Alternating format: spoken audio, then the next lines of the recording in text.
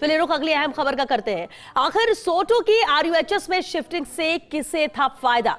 Organ transplant NOC के मकर जाल से जुड़ी हुई ये बेहद अहम और बड़ी खबर है। दरअसल सोटो के अधिकांश गतिविधियां आरयूएचएस से संचालित हो रही थी। एसएमएस मेडिकल कॉलेज के बजाय आरयूएचएस से गतिविधियां संचालित हो रही थी और ऐसे में पिछले साल तत्कालीन स्वास्थ्य सचिव सुधांशु पंत ने जताई थी आपत्ति। बाकायदा पूरे मामले को लेकर सुधांशु पंत ने लिखा था राज्य सरकार को पत्र में कहा सोटो को आरयूएचएस में शिफ्ट करने की प्लानिंग की जानकारी मिल रही है। पत्र में साफ कहा कि प्रदेश का सबसे बड़ा संस्थान है SMS medical college. SMS medical college में मल्टी ऑर्गन ट्रांसप्लांट की सभी सुविधा उपलब्ध है। बावजूद इसके सोटो को आरयूएचएस में शिफ्ट करने का जो प्लान बनाया गया उससे state organ and tissue transplant organisation का कामकाज इफेक्ट होगा। हालांकि स्वास्थ्य मंत्रालय के पत्र के बाद सोटो की शिफ्टिंग पर तो ब्रेक लगा, लेकिन ऑर्गन ट्रांसप्लांट फर्जी एनओसी के खुलासे के बाद सवालों के घेरे में ये कवायद है।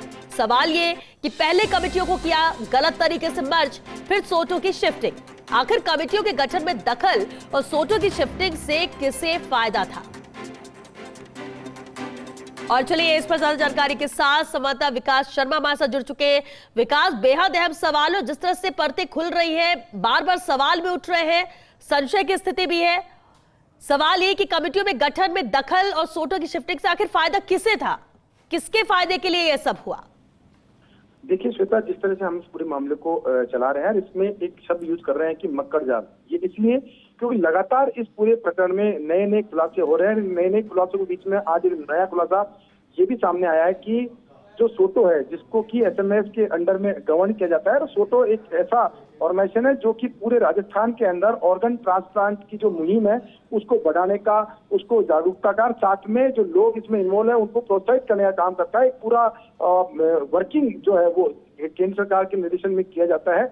और इस सोटो को आरयूएचएस में शिफ्ट करने की कवायद जो है वो उसकी जानकारी केंद्र को मिली थी। और वो केंद्र को कैसे मिली थी, इसलिए मैं आपको स्पष्ट कर दें, क्योंकि लगातार जो भी सोटो को लेकर जो पत्राचार किया जा रहा था वो सभी पत्राचार वो लोग कर रहे थे जो कि आरयूएचएस से जुड़े हुए थे। और इसी बात को लेकर के इन छोटे से बिंदुओं को लेकर के केंद्रीय स्वास्थ्य सचिव जो है, जो तत्कालीन केंद्रीय स्वास्थ्य सचिव है सुधांशु पंत, जो कि अभी इस वक्त राजस्थान के चीफ सेक्रेटरी है, उन्होंने इस पूरे मामले को लेकर आपत्ति भी जताई थी। उन्होंने बाकायदा राजस्थान सरकार को पत्र लिखा।